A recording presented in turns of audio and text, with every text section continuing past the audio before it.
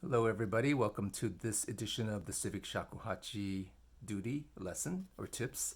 Today I'm going to talk about Meri and Kari. They are to blow flat, Meri, and to blow sharp, Kari. Now the default position is Kari, but when your teacher tells you to play Kari, they mean to play sharper than normal. So if you've been following the other Civic Duty Shakuhachi lessons, you're probably able to make a nice sound now, but I'm going to do a quick brush up before we start on Meri and Kari.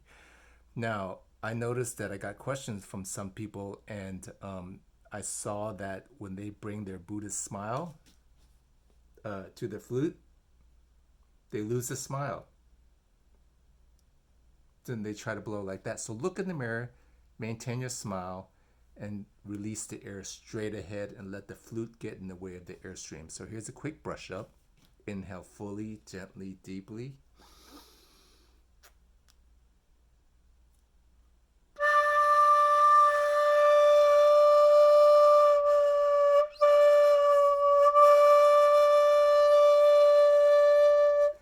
Now you notice within the one long exhalation, I maintained the sound, and that is something you should aim for.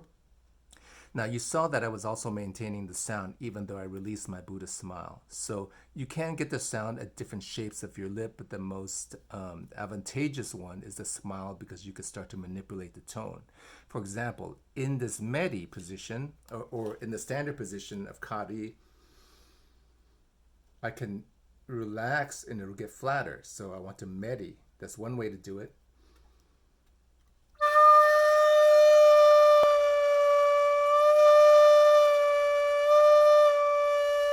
Now, I'm not changing the velocity of my breath. It's still being released through this tiny little embouchure. I'm not blowing very hard. I'm just releasing the air through the embouchure.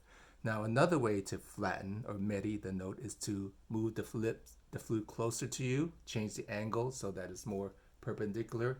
Some people like to say bend your head down. So whatever it is to close that tone hole will flatten the pitch. For example,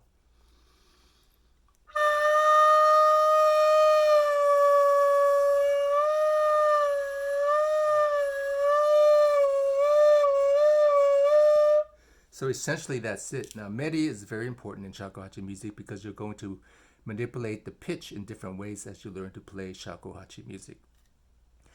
The opposite of Meri is Kari, to blow sharper. Now when your teacher says to blow Kari, you should open up the embouchure so that it's bigger and blow a little bit more to give more velocity and thus hitting the utaguchi with more turbulence, creating a bigger sound. For example,